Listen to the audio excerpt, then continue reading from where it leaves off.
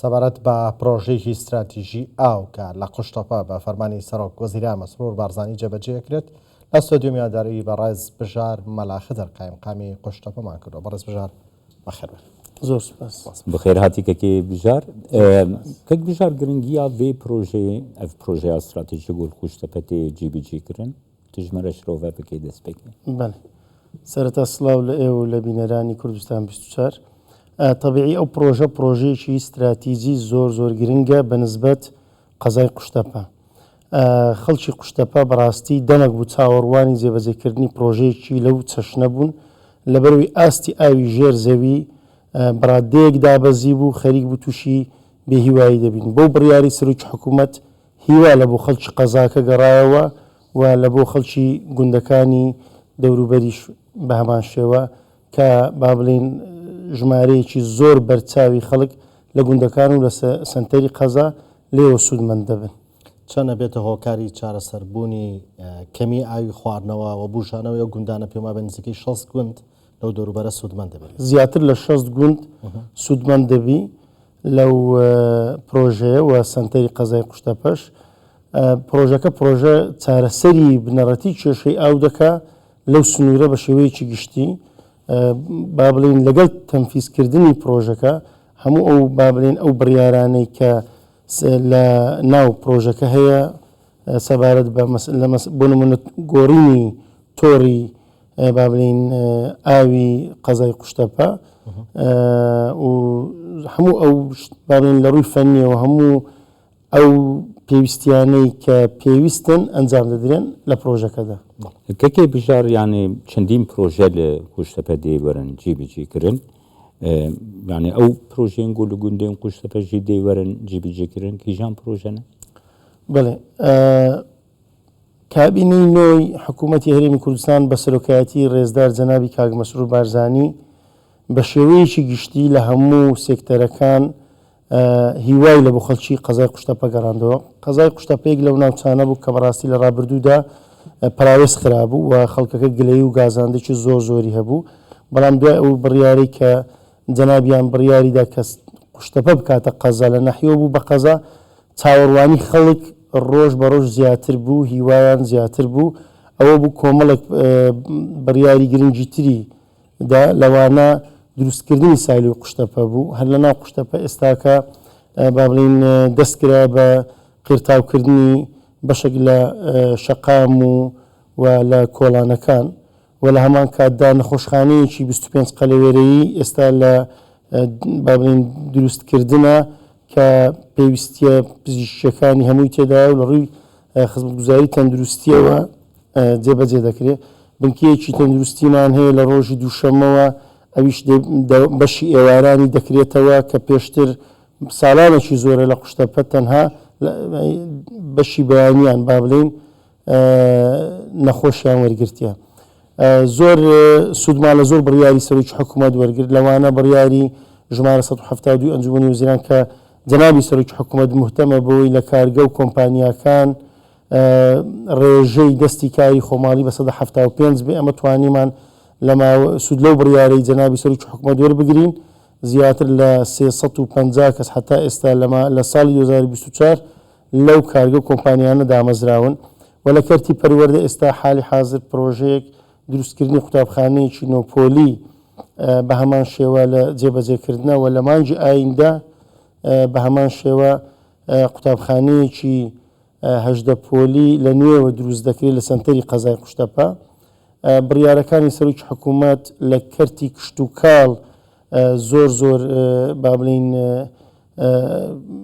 بەشێک بوو لە بەدیهێنانی خەونی جوتیاران لەوانەوەکو ئاماژەم پێدا دروستکردنی سایل و قوشتەپە و زیاتر لە 800 جوتیار سوودمەند بوون لە بڕیاری سەرۆکی حکوومەت لە بۆ ناوچەکە بیری ئیتوازیانەدا بەمبەستی بژانەوەی با بڵین کەرتی کشت و کاڵیان و فراوانکردنی حرەمی گوندەکان ئێستا کە دەستمان پێکردیا ئەوەش هەر یەک لە بڕیارە گرنگەکانی سەرۆکی حکوومەت بوو لە بۆ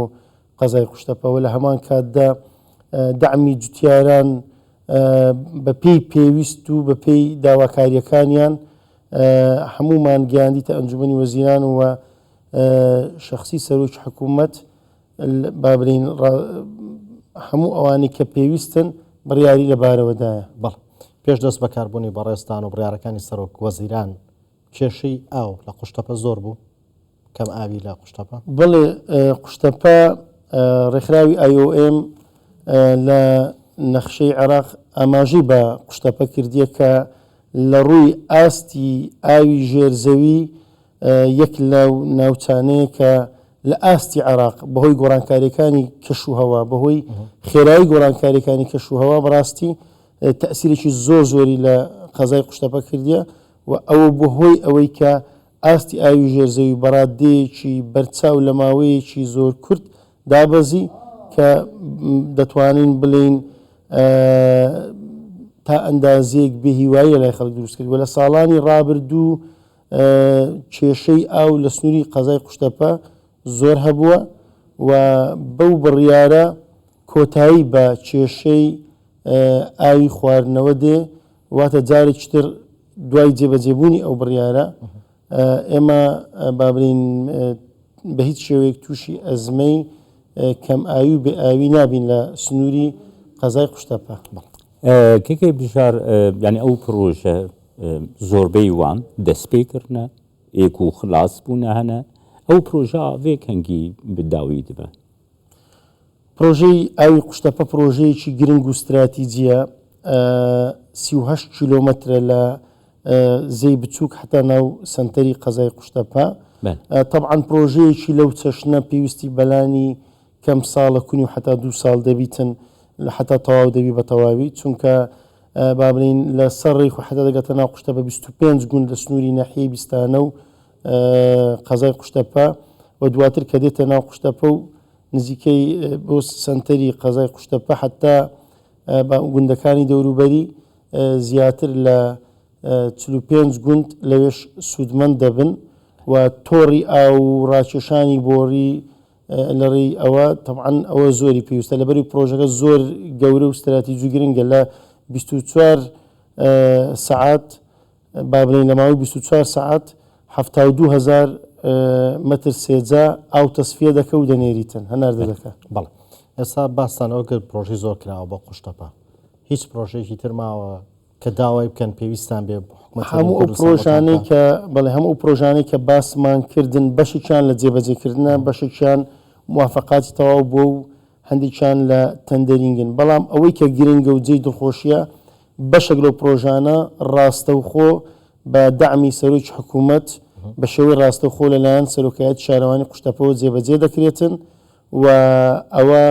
بابرین سنتەری لە سنتەری قەزایە ئەوە زۆر جێی دڵخۆشیە لە بۆ خەڵکی قەزای قوشتەپە و بەشێکی زۆریش طبعاً لە پرۆژەمان هەیە ئەمە داوامان کردی و موافقات کرایە لە تەندەرینگە بەڵام هێشتا مانای ئەوە نییە هەموو شتەکان هەموو پێداویستیەکان و داواکاریەکانی خەڵکی لە ساڵێک لە ماوەی 1 ساڵ بابلین 2024 دوای ئەوەی لە کۆتایی 2023 قوشتەپە بووە قەزا و دەست بەکاربوونی قایم قامیەت و لە ماوەی ئەو ساڵە هەموو ئەوانەی ئاماژەم پێکرد بەشێکی زۆریان جێبەجێکردن بۆ نمونە نەخۆشخانە مەکتەب و لە هەروەها شتێکی تر کە ئاماژەی پێم ئێستا قوشتەپەیەک لەو شوێنانەیە شەوان زۆر ڕووناکە لەبەرەوەی هیچ بابرین ستونێکی کارەبانیە ئینارە و بابلین ڕووناچیەکانی ئیش نەکاتن هەر لە سنتەری قەزای قوشتەپە. gelek spas bote. زۆر سپاس Ey meqamê Kuştepe bijar mela xedir li stüdyomê زۆر سپاس بەخێراتن سپاس. زۆر سپاس.